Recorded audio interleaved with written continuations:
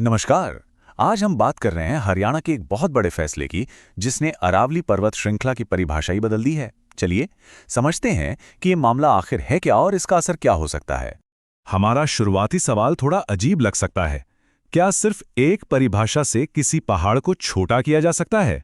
सुनने में भले ही ये अजीब लगे, पर सच तो ये है कि यही सवाल इस पूरे मुद्दे की जड़ में है। सबसे पहले ये समझना जरूरी है कि जब हम अरावली की बात करते हैं तो हम सिर्फ पहाड़ों की एक लाइन की बात नहीं कर रहे होते।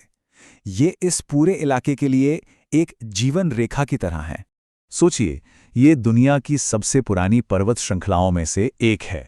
ये सिर्फ एक भौगोलिक लैंडमार्क नहीं, बल्कि एक प्राकृतिक दीवार है जो दिल्ली एनसीआर को रेगिस्तान की धूल से बचाती है। यही नहीं, ये जमीन के नीचे पानी को रिचार्ज करने और पूरे इकोसिस्टम का बैलेंस बनाए रखने के लिए बेहद जरूरी है। तो सवाल ये उठता है कि अगर अरावली इतनी ही ज्यादा जरूरी है तो फिर इसे एक नई परिभाषा में बांधने की जरूरत ही क्यों पड़ी? देखिए, ये सब शुरू हुआ साल 2024 में। सुप्रीम कोर्ट ने दिल्ली, राजस्थान, हरियाणा और गुजरात, इन चारों राज्यों को कहा कि वो सब मिलकर अरावली के लिए एक कॉमन यूनिफाइड परिभाषा तय करें। मकसद ये था कि पूरी रेंज में पर्यावरण से जुड़े नियम कानून एक जैसे हों। तो सुप्रीम कोर्ट के इस निर्देश के बाद हरियाणा सरकार अपना एक नया नियम लेकर आई। चलिए देखते हैं कि इस नए नियम में क्या है।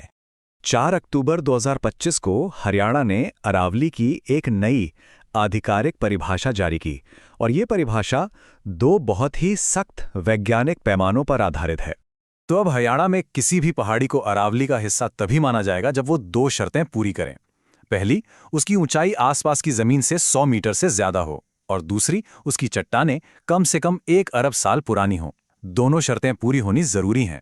अब सरकार का इसके पीछे तर्क ये है कि ये जो नए क्राइटेरिया हैं वो पूरी तरह से वैज्ञानिक हैं। इन्हें जमीन पर आसानी से नापा और वेरीफाई किया जा सकता है, और ये राजस्थान और जियोलॉजिकल सर्वे ऑफ इंडिया के मानकों से भी मेल खाते हैं। लेकिन यहीं पर कहानी में एक बड़ा मोड़ आता है। सरकार के इस वैज्ञानिक तर्क के बावजूद पर्यावरण विशेषज्ञ इस नई परिभाषा को लेकर बहुत ज्यादा चिंतित हैं। आइए जानते हैं क्यों।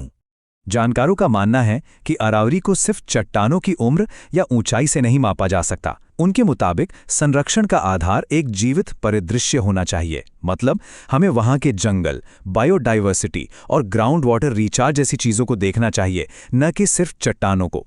तो यहां पर हमें दो बिल्कुल अलग अलग नजरिए देखने को मिलते हैं।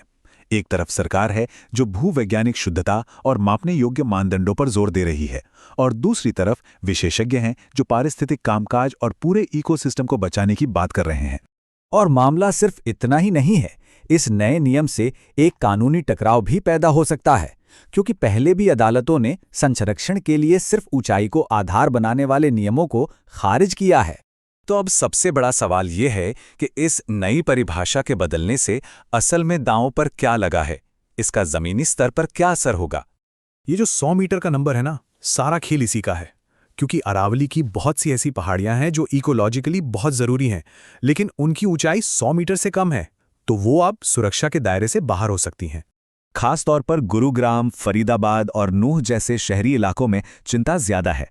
यहाँ कई ऐसी छोटी छोटी पहाड़ियां हैं जो इस नई परिभाषा के हिसाब से अरावली नहीं कहलाएंगी, और अगर ऐसा होता है तो इसके नतीजे काफी गंभीर हो सकते हैं।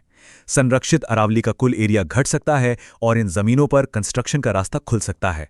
इससे न सिर्फ रेगिस्तान के बढ़ने का खतरा होगा, बल्कि हम अपनी कीमती बायोडाइवर्सिटी और वन्य जीवों के घर भी खो देंगे।